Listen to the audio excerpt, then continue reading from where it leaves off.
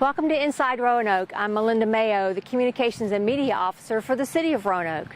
Today we're here at Mountain View because we're going to talk about some summer trips and camps. We're also going to learn about the Inlet Art Project and a lot more, so stay with us.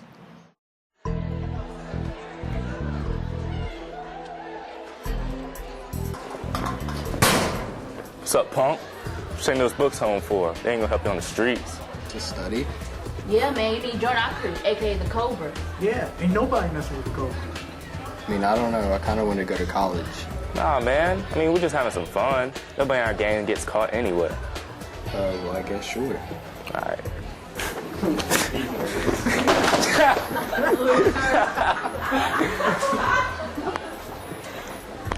Hey, look, Henry. If you're gonna keep rolling with us, you gotta prove to me that you can hang. Okay. All right, then. Go.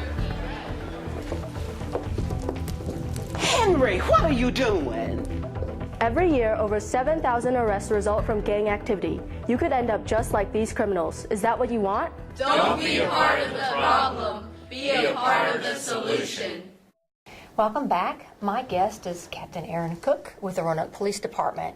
And we're here with you today because we'd like to tell our viewers about some of the community outreach programs the police department conducts. Talk about that a little. Sure, absolutely. Melinda, thanks for being here today to ask us what we do with community outreach, and we are so glad of the things that we do.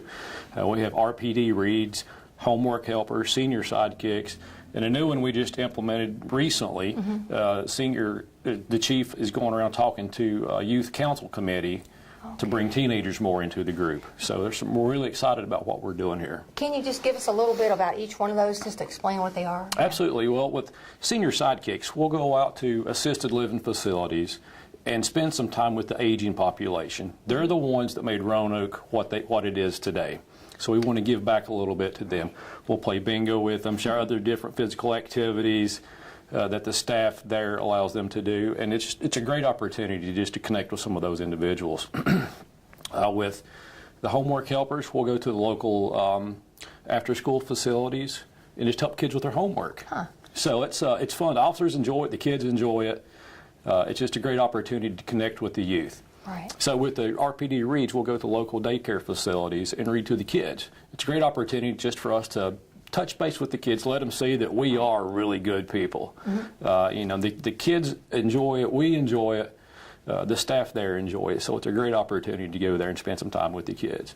With the youth council that we've recently implemented, the chief will go around to different high schools and just sit down and speak with teenagers, see what their concerns are. We want to have them more in tune with what do we need to do to help with the youth of your age group. Right. Maybe they can go to their SRO for something, or they can come to us. They're soon going to be graduating high school and either entering the workforce, going to college, possibly the military, and we want them to come back to Roanoke to know we want to spend their lives in Roanoke. Right. So what can we do to help you from the police department standpoint? So the idea is for them to get comfortable being around the police department, the officers, and the public safety. Absolutely. Right? And some of the questions we'll ask is, what can we do better? Right. What can we do better? So we want input from the teenagers. They're obviously going to be here for a long time, so we want some of their input of just how can we improve things within the Roanoke Valley. Is there someone who manages or oversees the programs? Yes. Our crime prevention specialist, a civilian position. Here soon we're going to be naming a new crime prevention specialist. Right. Scott Lehman, as you know, has recently left, but that person oversees the programs and schedules everything with all the different facilities. Is there an overall goal? I mean, there's something that you all have said, this is what we want to accomplish through these programs. Sure, it's just community engagement from the police department standpoint. We want to get engaged in the community as much as we can, whether it's reading to kids at a daycare facility or speaking with teenagers at the high school to see what their concerns are, and spending time with our seniors that are in assisted living facilities to thank them for things that they've done. And it's just a broad spectrum of dealing with all of the community. What do you think are the benefits to having these kind of outreach programs, the benefits to the city and to the community? I think some of the benefits are just showing people that we care. Right. Being out there, being transparent, and doing things that a lot of places throughout the country may not do. So I think it really helps bridge community gaps at all different levels, from the youth to the elderly, and it just makes things a lot better. Right. Any future goals, anything you're thinking that maybe in the future we could possibly branch out and do this, or? We always have different ideas that we toss around, so nothing to mention specifically at this point. If anybody has questions, they want more information, how can they get that? Sure, they can call the police department at 853-2212, and we can get them in the right direction. Well, I want to thank you for sharing all that. I think it's great that we have those programs and that we are reaching out to touch and connect with our community. Yep, thank you for having us. We'll be right back. Want to learn how to manage your money better, save for that car or dream home, or be able to bounce back from bad credit mistakes? Bank On Roanoke Valley can help. Bank On works with local banks, credit unions, and local governments to offer free classes at local libraries in our community. It's easy, free, and it's happening right where you live. Check out the calendar of classes or sign up at bankonrv.org or call 777-4200 for more information.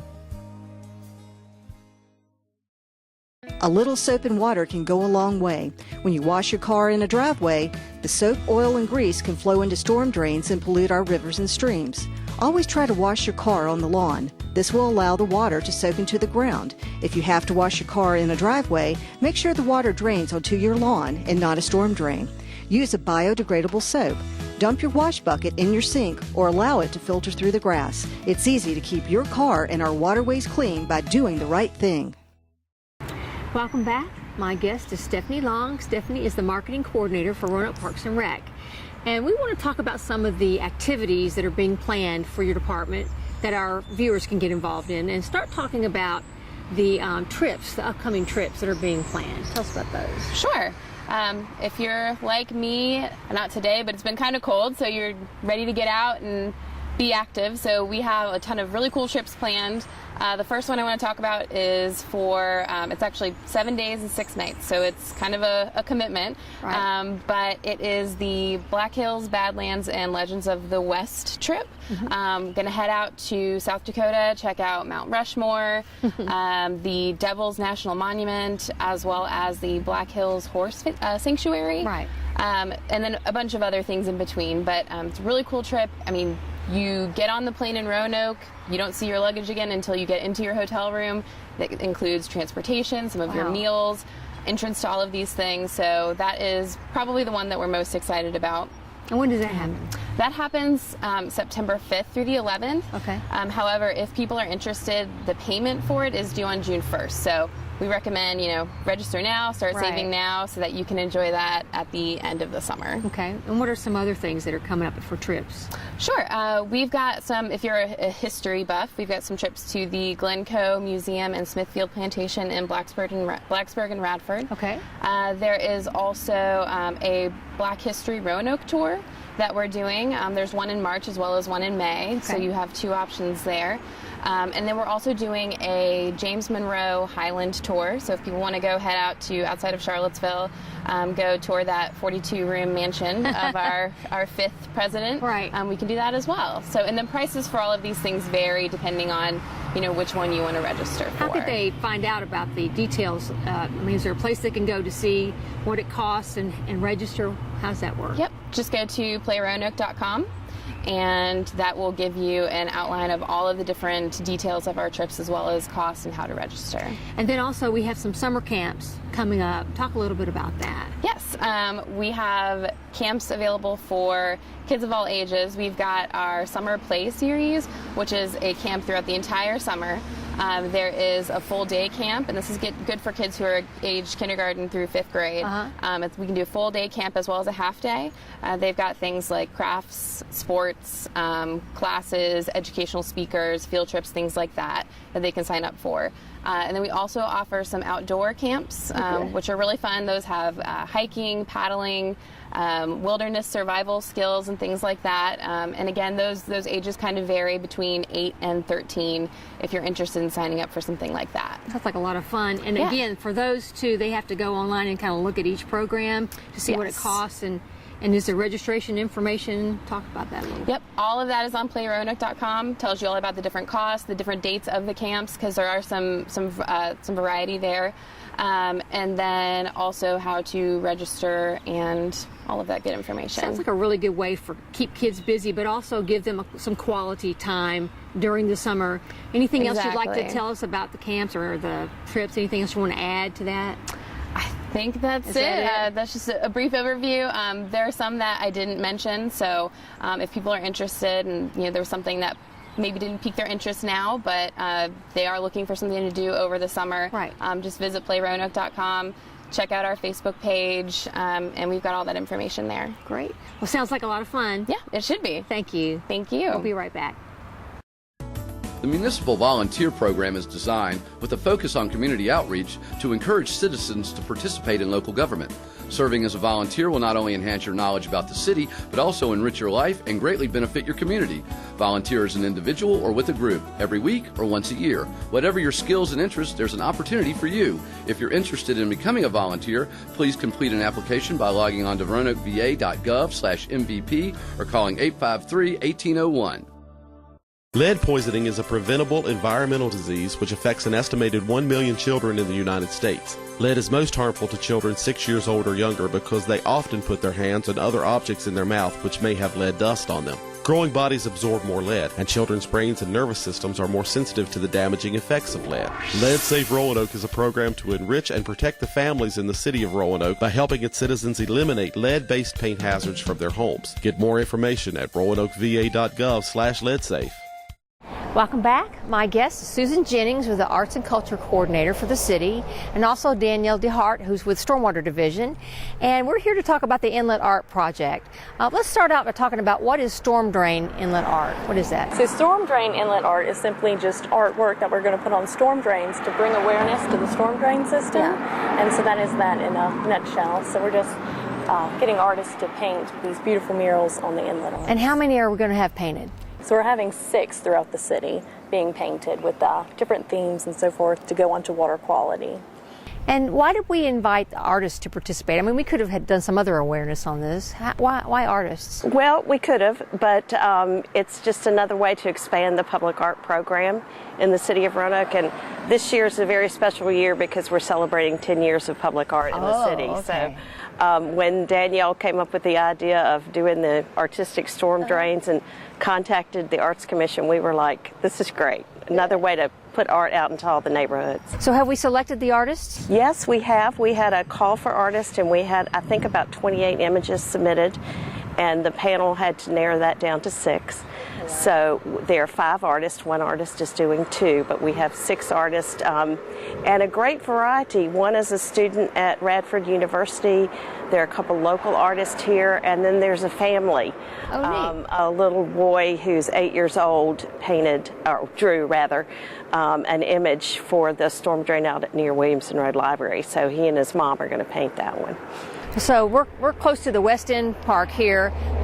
Which one is going to be painted? This will be done by Brian Coonahan, who is a local artist and also a teacher at Community High School. Okay. What's the goal that you hope will be the result of all this? So the goal, mainly from the stormwater perspective, is more awareness to the hidden storm drains underneath the city. Right. So when people are walking by and they stumble upon it and they're like, oh, what is this? And all the artists have great messagings, kind of like the keep it clear message and only rain down the drain and so forth to improve our water quality here in Roanoke. So we hope to bring that awareness so people realize all the trash and litter and oil and pet waste that's left on the street have the potential to wash into our storm drain untreated into the nearest creeks and rivers. So if it's on the street, it can go into the stream. So it's enhancing the awareness of what goes into the water, and also for public art. Talk a little bit. Right. Our goals are very similar. We want to tie public art to issues that are important in the city, and this is certainly one of them, to keep our waters clean. Yeah.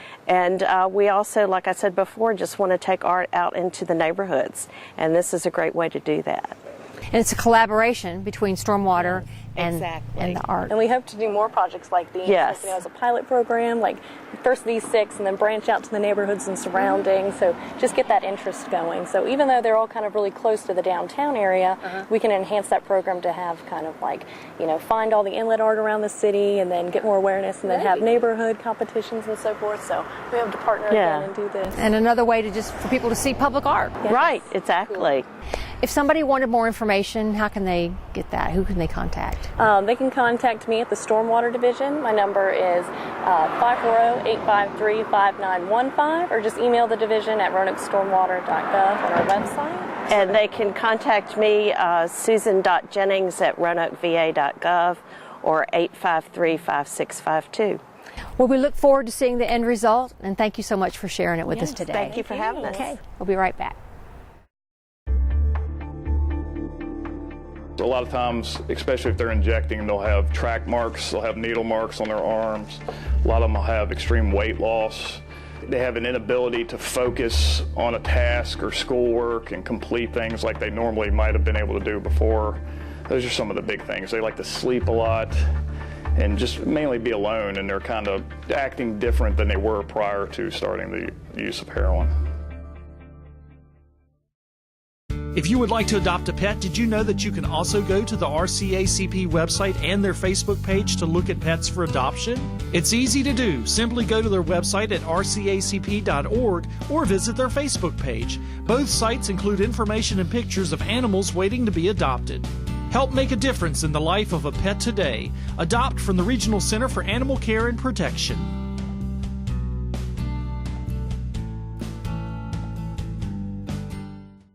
Welcome back. My guest is Macklin Mosley, and he is the Community Services Assistant for Roanoke Public Libraries. Macklin, tell our viewers about something special the library is going to do connected with St. Patrick's Day. Yeah. Oh, awesome. Yeah, so something we do every year here at the library is our St. Patrick's Day concert. With that concert, there's live music, and this year is going to be Celtic music. We also have delicious food, so we're going to have cabbage and corned beef, and we're looking to get soda bread and all those good things. And then it's going to, like I said, the live music. It's a cool family event for everyone to just come and enjoy good music. And it happens right after the St. Patrick's Day Festival that's held downtown. And so, like I said, it's been done every year. I would say for the past several years. Like I said, right after the festival's over, it starts about 1 o'clock. People come, enjoy the music, enjoy the food, enjoy the fun. So it's here at the main library. There's no cost. There's no cost at all. And anybody can attend. Anyone can attend, yeah. Okay. In fact, we encourage everyone to come on out and bring their families and actually make it a little date afternoon, a date night. Why do the libraries host programs like this?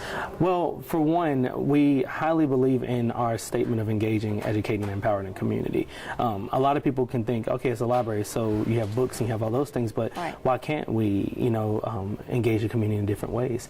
So when we host programs like this and a bunch of our other programs, the whole purpose is to educate, engage, and empower. And so, especially when it comes to cultural things, cultural festivals, all those types of events, we want to make sure that we're hitting all the spots, and we want to make sure that people feel welcome. Right. Well, how does it benefit our community to feel engaged through the library? Well, I highly believe it benefits, if anything, because sometimes these aren't opportunities that are given to everyone. One thing about Roanoke Public Libraries, which is really, really special, is that all of our programs are free. We do not charge a dime for any program whatsoever. Right. So everything we do. So right now, for example, apart from just the St. Patrick's Day is coming in March, we have a program called Couponing for those who are expecting and for the babies. And, so like moms who are expecting, like how do you save money on diapers and all those things. So like it's a great way to educate and also help people save money. Right. And then they're also being a part of what the library has to offer. We have a ton of different literature and different items here that I'm sure that a mother could grab on, like, oh, so baby names or anything. Right. And so it kind of ties in with what we offer here at the library, and then as an activity and as a program that can teach people. I mean, it's absolutely free. They don't have to go and look on TV, or they don't have to do any of that. They can actually engage with a community of other moms or dads who are expecting, as a family. Yeah. So by touching on things that are of interest to the people who live here, you bring them into the library, and they get to see everything that's here. Exactly, exactly. So for instance, one big thing that we started in January is the RPO Fit program.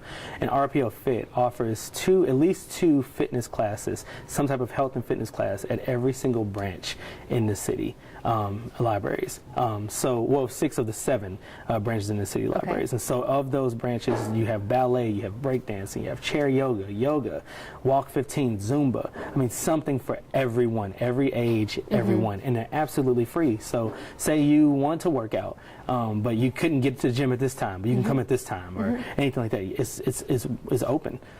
So yeah. And then once they're here, they see the books and the videotapes and all that stuff, and they can do all kinds of things. Right, and that's one of the hugest things, like, for us, is that we want to connect our literature and our items and our media to what we're doing with our programs, which is wonderful for us. So. Anything else you want to tell us about programs or just an ongoing something coming up in the future? Yeah, actually, we have the couponing, we have the we're going to be starting a nutrition program. So we had a nutrition program in January, and it was very, very successful. And so a lot of people who wrote the name on the list that said they're interested in another program were connecting with the Virginia Cooperative Extension, and we're looking at offering a 6-week program for nutrition, preparing for proper eating, how to cook, all those types of things. We called it Adulting 102.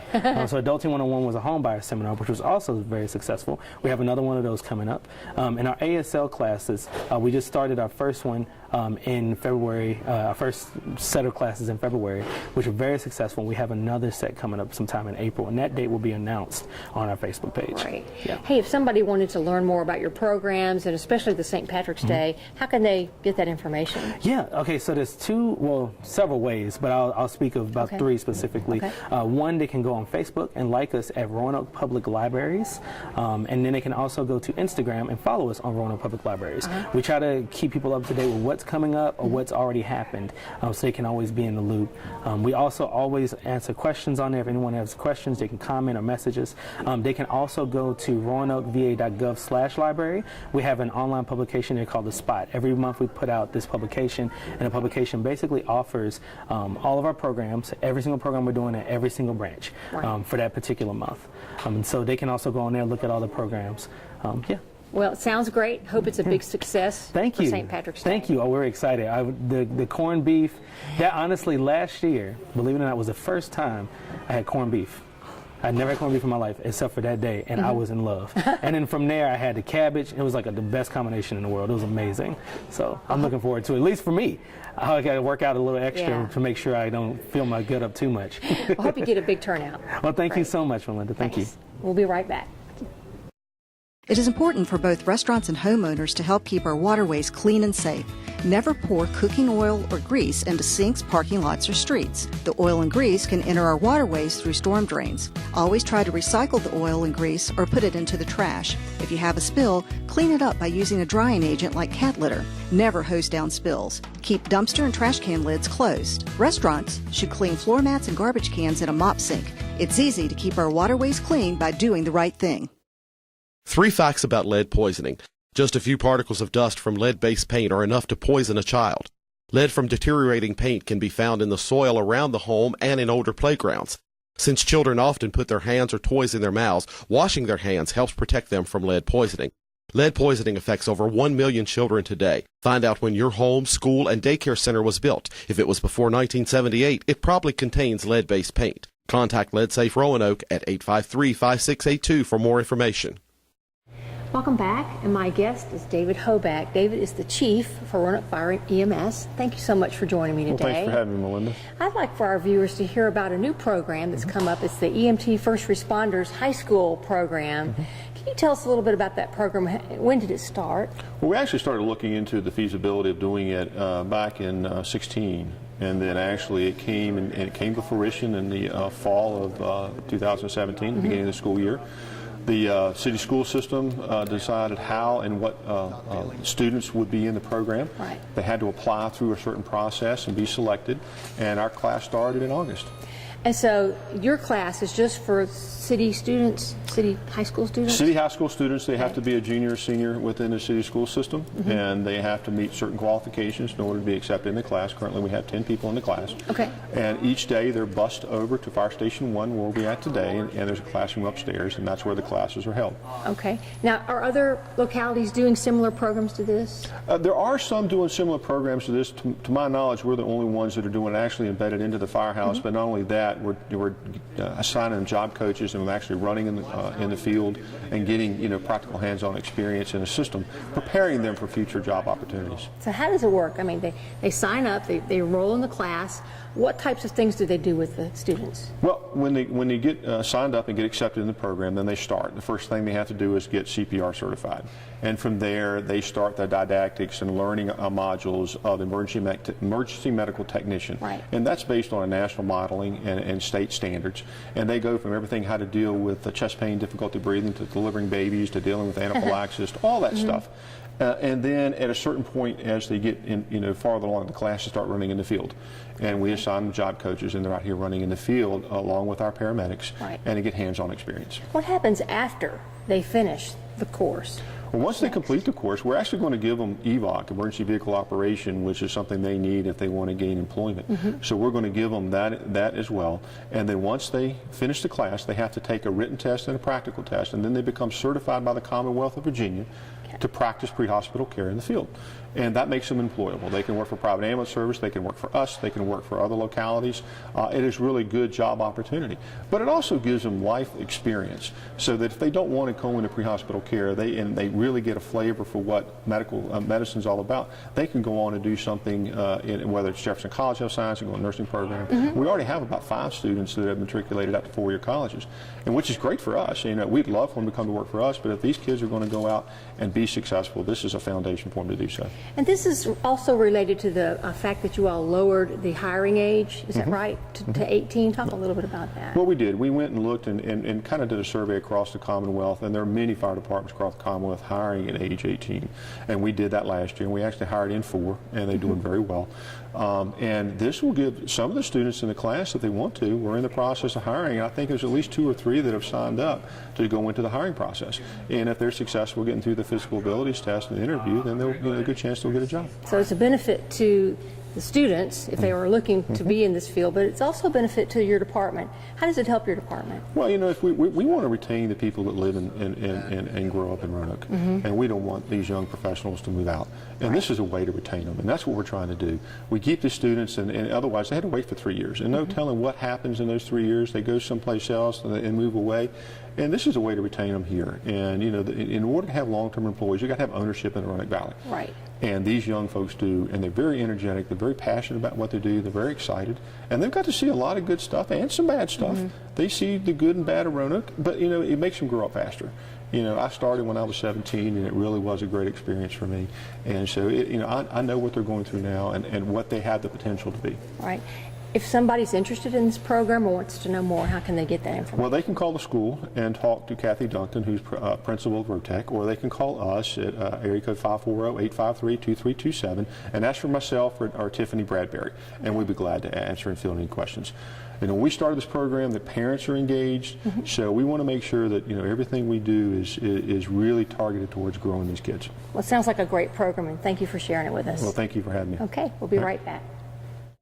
For more than a decade, Roanoke's revitalization policy has been to address critical community needs by concentrating funding into specific neighborhoods, providing the greatest impact for improvement. In 2011, the city designated the West End area as the current target location for these projects.